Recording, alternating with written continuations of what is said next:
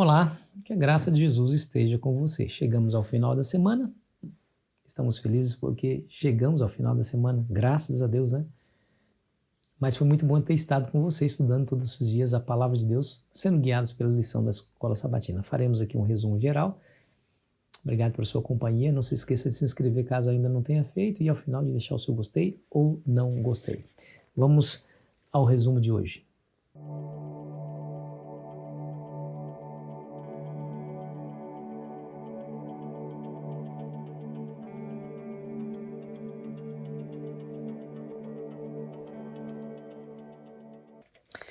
Meu amigo, minha amiga, nós estudamos nessa semana a doutrina da escatologia, ou seja, os últimos dias, os acontecimentos que precederão o grande evento da volta de Cristo, a nossa maior esperança, que é a volta de Jesus.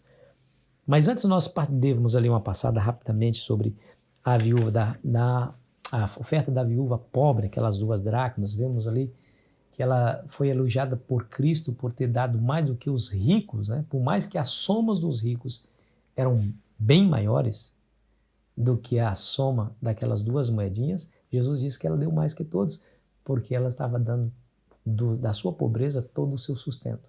Ou seja, ela não tinha mais nada para comer, ela não tinha mais dinheiro para comer. Então ela estava dando justamente tudo o que ela tinha nas mãos. E o Senhor Jesus a elogiou por isso.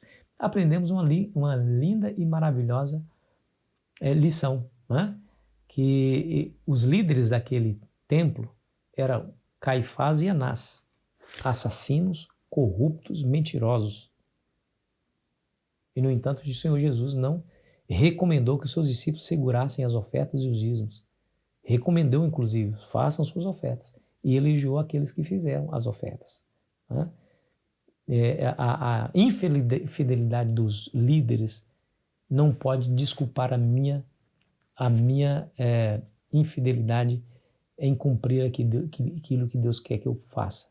Se Ele pede para devolver os dízimos e ofertas, eu assim farei, independentemente o que fazem os homens com essas ofertas. Ah, mas eles estão usando de maneira inadequada. Ok, prestarão contas para Deus.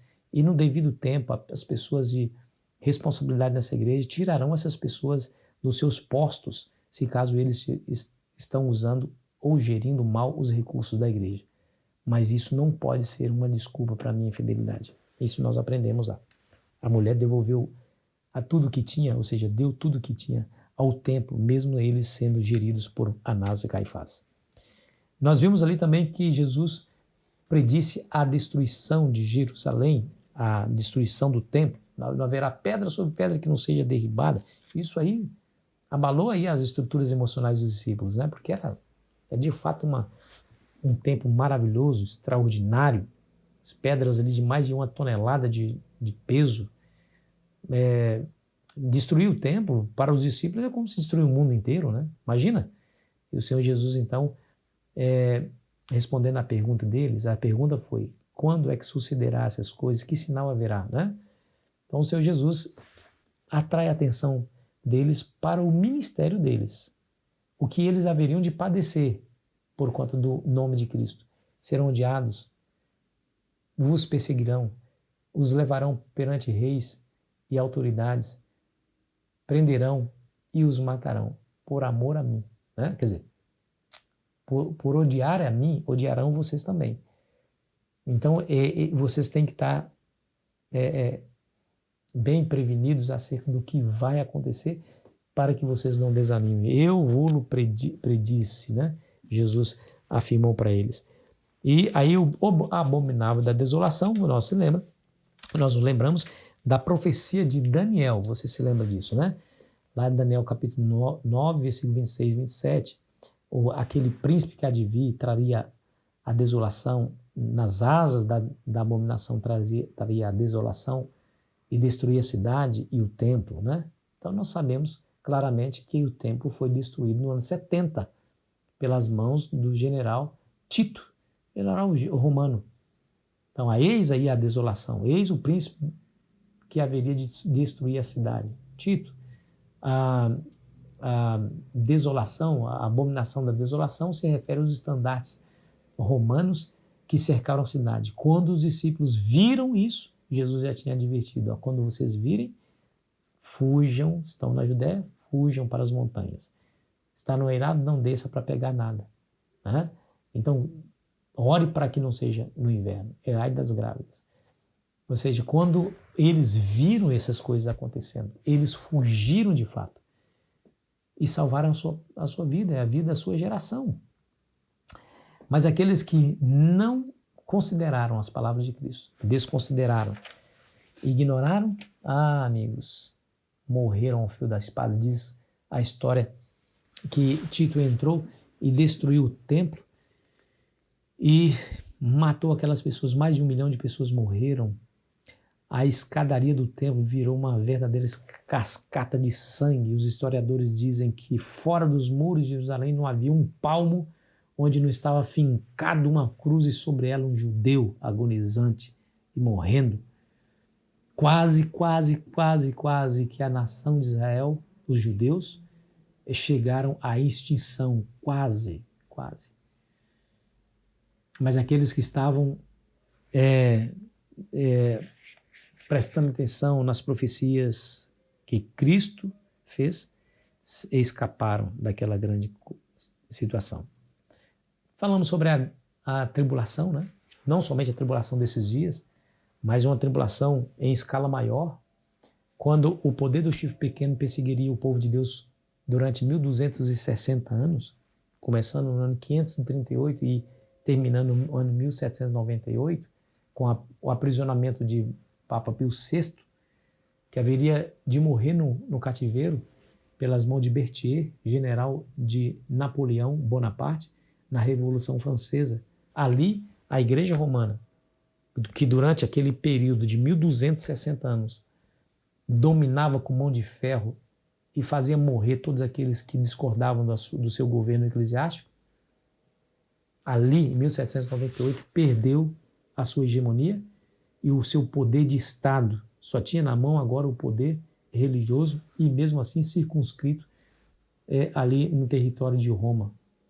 O mundo estava livre dessa perseguição.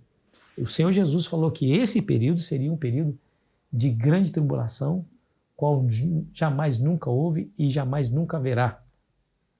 Então não estava se referindo somente à destruição de Jerusalém, refere-se também a esse período maior. Mas o próprio Senhor Jesus disse que esse período maior seria abreviado. E como nós entendemos isso? Dentro desse período de 1260 anos aconteceu a Reforma Protestante, 1517, por Martinho Lutero, você se lembra disso.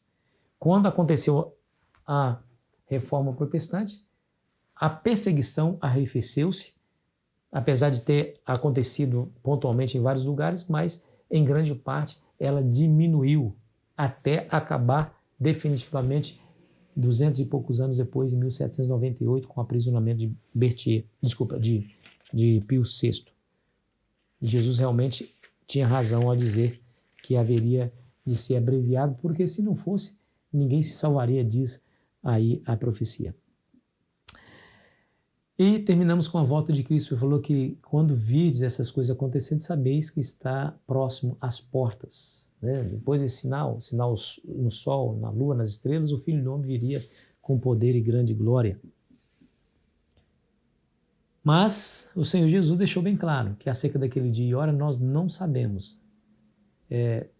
Não dá para prever o tempo exato do aparecimento de Cristo, mas sabemos que está próximo. Como eu disse ontem, eu repito hoje, nunca na história da humanidade nós temos a chance de pregar o Evangelho rapidamente ao mundo. O Evangelho tem muito potencial hoje de alcançar todas as nações de maneira muito rápida e instantânea. Os meios de comunicação, a internet, fez com que o mundo se tornasse um só. Todas as nações se tornassem uma só. Não há mais fronteiras.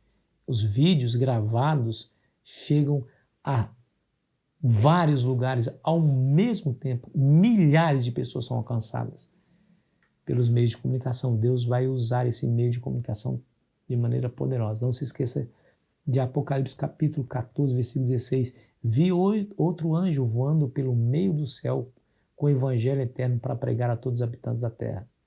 Um anjo voando pelo meio do céu. Essa é uma descrição de rapidez, ou seja, o o evangelho seria pregado rápido. Então, Deus usaria todos os meios, inclusive os meios de comunicação. Ellen White diz assim, como não sabemos o tempo exato da sua vinda, somos advertidos a vigiar. Os que vigiam à espera da vinda do Senhor não aguardam de forma ociosa. Não aguardam de forma ociosa. A expectativa pela vinda de Cristo deve levar as pessoas a temer ao Senhor, bem como os seus juízos contra a transgressão. Deve despertá-las para o grande pecado de rejeitar sua oferta de misericórdia. Os que aguardam o Senhor purificam o coração pela obediência à verdade. Com a vigilante espera, combinam o ativo serviço. E essa é isso que nos mantém firmes. Isso que nos mantém perseverantes. É continuarmos trabalhando para Cristo, levando o Evangelho. Não é cruzar os braços e vigiar esperando a volta de Cristo, mas enquanto Jesus não vem, nós nos aplicamos ao estudo da Palavra de Deus, à oração, à meditação, à adoração a Deus e à pregação do Evangelho. Eis aí, querido amigo, querida amiga, o grande segredo de permanecermos firmes até o dia da volta de Cristo. Se você parar de pregar o Evangelho, se você parar de servir a Deus, de estar em plena atividade, você perde a fé que tem, enfraquece, e quando Jesus voltar, a sua lâmpada não estará cheia de azeite. Lembra da parábola das 10 virgens? Ficará fora, onde haverá trevas e ranger de dentes. Eu tenho certeza que você não quer isso, nem eu quero isso para mim. Então a solução é ativo trabalho. Com a vigilante espera, combina ativo serviço. Seu zelo é renovado para colaborar com as forças divinas para a salvação de pessoas. Estes são sábios e fiéis servos que dão sustento ao seu tempo, à casa do Senhor. Estão declarando a verdade especialmente relativamente a esse tempo. É isso aí o segredo, amigo.